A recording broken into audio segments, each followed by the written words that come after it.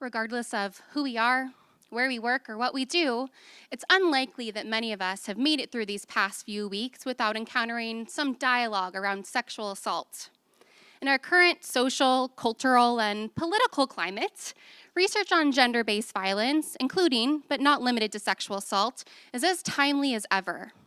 Illustrated here, when I say gender-based violence, I'm referring to abusive acts that restrict autonomy and maintain traditional gender roles, ultimately contributing to broader patterns of power and control. Important research on often highly traumatic experiences, such as sexual and domestic violence, continues to expand, but we know much less about more everyday experiences of gender-based violence, such as street harassment, often colloquially referred to as catcalling. Now, I can understand why many of you may be thinking, seriously? She went from domestic violence to catcalling? Is it really that big of a deal? It's a fair question.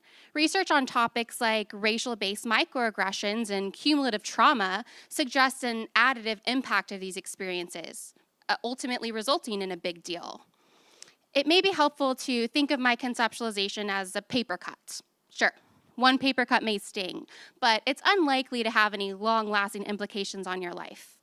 Now imagine getting another paper cut directly next to the first, and then another on top of that one, and then maybe tomorrow at lunch you accidentally squirt some lemon juice on it, and then you get multiple paper cuts, and before you know it, if this routine continues, it's likely that these individually insignificant experiences have added up to something much more substantial.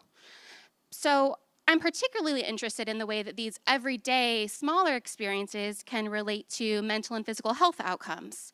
As there isn't much of an existing research base on street harassment, my advisor, Dr. Allen, suggested that I create a survey, which we then piloted with 423 undergraduate women. As illustrated here, part of our data analysis plan includes using an intersectional feminist framework to understand important differences and endorsement of these experiences. We also plan to look at the ways that women may respond to these experiences, such as through modifying their daily routine. A variety of important outcomes related to women's mental and physical well-being are known to vary with the extent of societal, racial, and gender inequality. Attending to even these paper cut types of inequality can have important implications for the way that women experience our lives. Attending, acknowledging, and better understanding these everyday experiences of violence are crucial for promoting true autonomy and free movement in our communities, and this research is a first step towards meeting that goal. Thank you.